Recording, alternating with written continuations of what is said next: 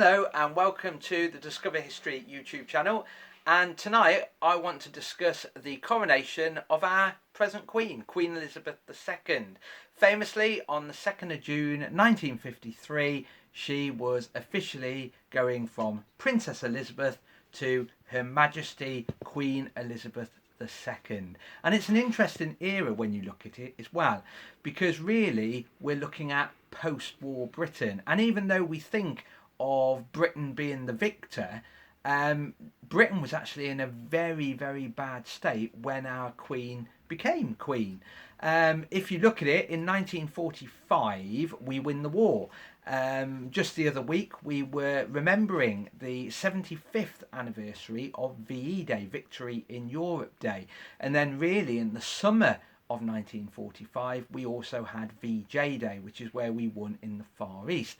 And the interesting thing is, yes, we did have a party, yes, we wore our rosettes, we made our paper hats, and we made our food, our sandwiches, and took our rhubarb and dipped it in the sugar, for example. We had a fantastic party.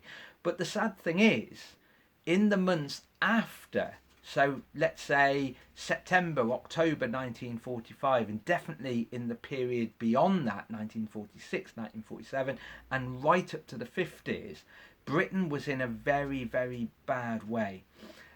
For example, we were massively in debt. Post-war Britain, we were massively in debt, mainly to America, because America supplied us with a vast amount of aircraft, vast amounts of shipping, and also hard cash as well to outwin the war. If you think back 80 odd years, America was even providing the local defence volunteers, the Home Guard, with weaponry and bombs, the famous Tommy gun, for example. So we were massively in debt. This country didn't have enough housing. You have to remember the Blitz that took place on places like Birmingham, Coventry, London, and so on.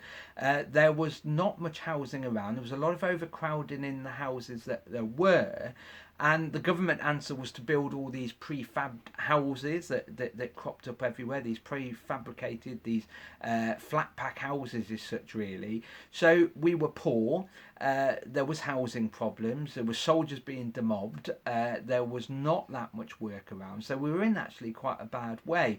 And as you probably saw from a previous video, rationing continued into the 50s.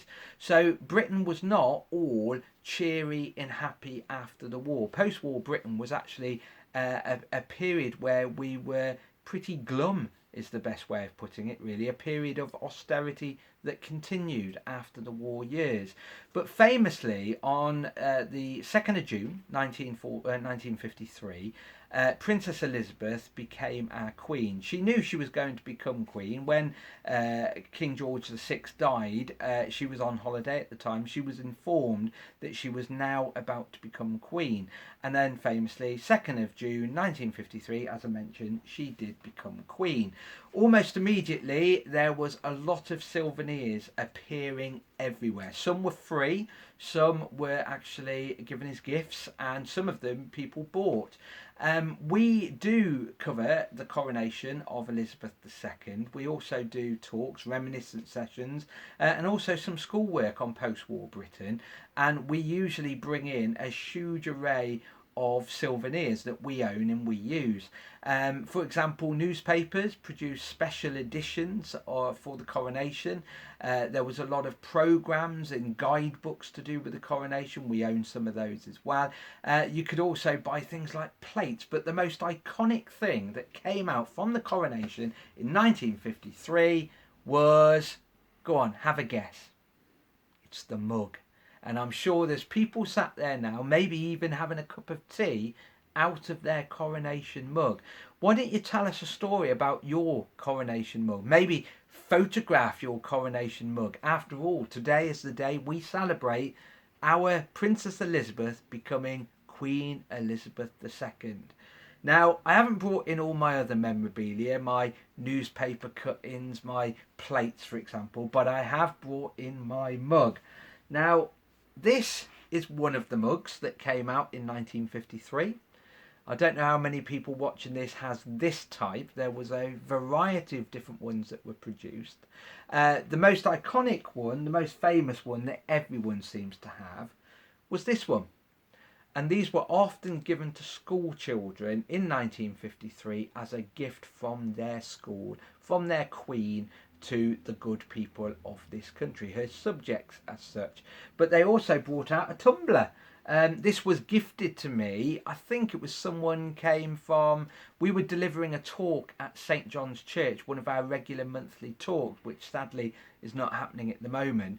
And whilst we did the talk, someone came in and gifted us this tumbler, a piece of glassware, which actually has the Coronation logo on, which I've never seen before. I've seen the mugs before, but I've never seen a tumbler for a glass of water, for example. So they did produce a huge amount of souvenirs, and like I said, some of them were in fact free. The Coronation Day didn't really go to plan. It was rather damp, for example. It was rather wet, but when Elizabeth I came to Worcester in 1575, it was also rather damp then. But it was an amazing spectacle at the time when people were pretty low. Remember, rationing, bomb sites, not enough housing, the nation was in debt, and then we have this great coronation. It's also interesting to talk about Ladybird Books. Now, Ladybird Books were very popular in the 1950s, and in 1953 they brought out a Ladybird book all about the other Elizabeth. Now, it's an interesting book. I use it all the time to make reference to it, because in that book it looks at Elizabeth I, and the book actually says that now we're in this new Elizabethan era, there are good things round the corner. And it's a good way of looking at it, because if you look at Elizabeth I, Gloriana, people often called this country at the time the Golden Age, and it's an age where Britain was making a lot of money. Elizabeth I came to Worcester in 1575 because we were making a lot of money, and it's mainly because of the wool industry. So last time we had an Elizabeth on the throne, we were making a vast amount of money. The land was peaceful. Well, it was post-war in 1953, and then we also have the country being looked upon as a great nation. Elizabeth I, after the Armada in 1588, meant that Britain looked a strong and stable sea power. Well, in 1953, after winning things like the Battle of Britain, the landing at Normandy and so on, Britain looked a great, victorious and powerful nation.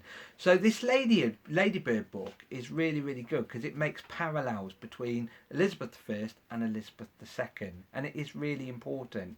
And then what happened is, when we have this new Elizabethan era, so post 1953, this country is on the onward route to prosperity again. If you look at it, when you get to 1958, 1959, and you fall into the 1960s, we are buying more things. Rationing's ended. There's a huge building boom, for example. There's a lot of people working in factories now. So in a way, this Ladybird book, stating that the new Elizabethan era is round the corner, they were pretty right, to be fair. So hopefully this has given you a tiny little taster of what was happening in 1953. Maybe you're watching this and you can tell us a story about you being there.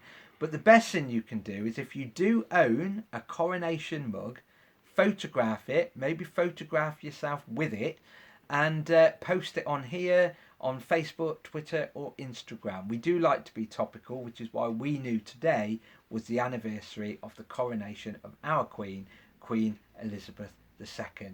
So on that note, stay safe, and God save the Queen, and we'll see you tomorrow. Bye bye.